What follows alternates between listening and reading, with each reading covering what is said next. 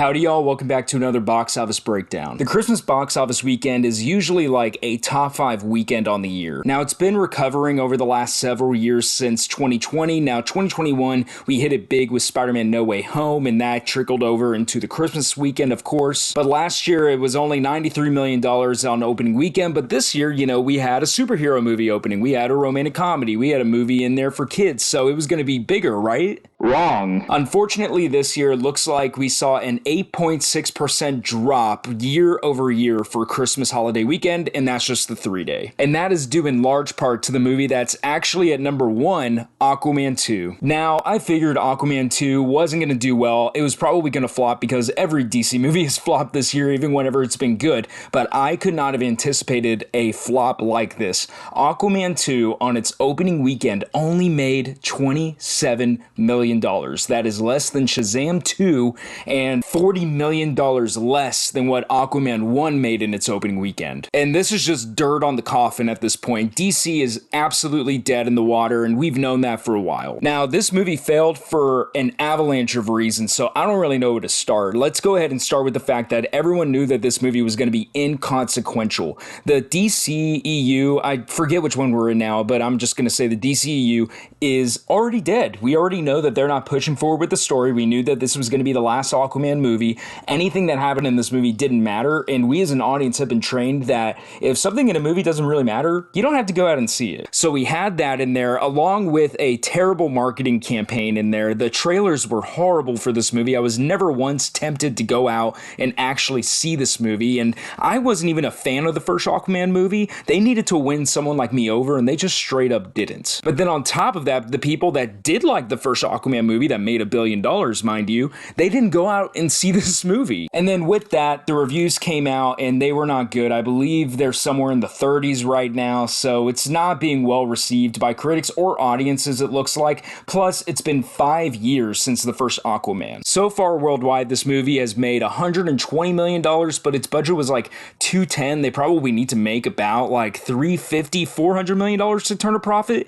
This is a gigantic disaster, and yeah, it's just the DCEU is going out on a total whimper with this one. But let's go ahead and change it over to a movie that's an actual success for number 2. Wonka hit number 2 in its second weekend, only dropping 53% weekend over weekend, making $18 million. All of this is really good results and kind of what I expected. The quality of the movie is up. A lot of people are talking about it, recommending to their friends. People are returning to go see it. And plus, it's a lighthearted family film here in the Christmas holiday. By all accounts, it had a strong holiday showing. It only took $125 million to make this movie in its production costs, and so far worldwide, it's made $256, and it probably needed to make somewhere around the $250, $300 range, so they're right in that area now where they're in the green and they're making money off of this. This is the kind of movie that strikes me as one that's going to have legs. It's going to continue to have legs into the new year. I've looked at the films being released in January 2024, and it's pretty sparse, especially for family movies. So I think Wonka is going to continue to do very well, and this is fantastic. It makes me really happy whenever good movies are actually successful. And I think Wonka's success actually took away from another family movie success this weekend, and that is Migration, the new animated movie opening up to $12 million off of a $72 million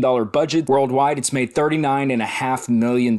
Now, this one, it has actually gotten pretty solid reviews, or at least better than what I thought. I honestly, after the trailers, had no interest in seeing this. It looked totally disposable. I didn't know what this movie was, but who knows? Maybe it's going to have pretty decent legs. But I do know $12 million is not what you look for out of an animated family film with good reviews over Christmas weekend. But then we actually have an even more disappointing movie here at number 4. We have the romantic comedy starring Glenn Powell and Sydney Sweeney, Anyone But You, opening up to $6 million, $8 million worldwide. Its budget was $25 million. They probably need to make a 40 or 50 million dollars whenever it's all said and done, maybe even 60, and it's not gonna get there. I'd be surprised if this movie even hit its production budget at this rate, and I feel like you almost have to try to flop as a movie opening wide with a budget of $25 million. This movie should be printing out money, but I think what went and hurt it is its reviews are not very good right now. It has like a 46% on Rotten Tomatoes.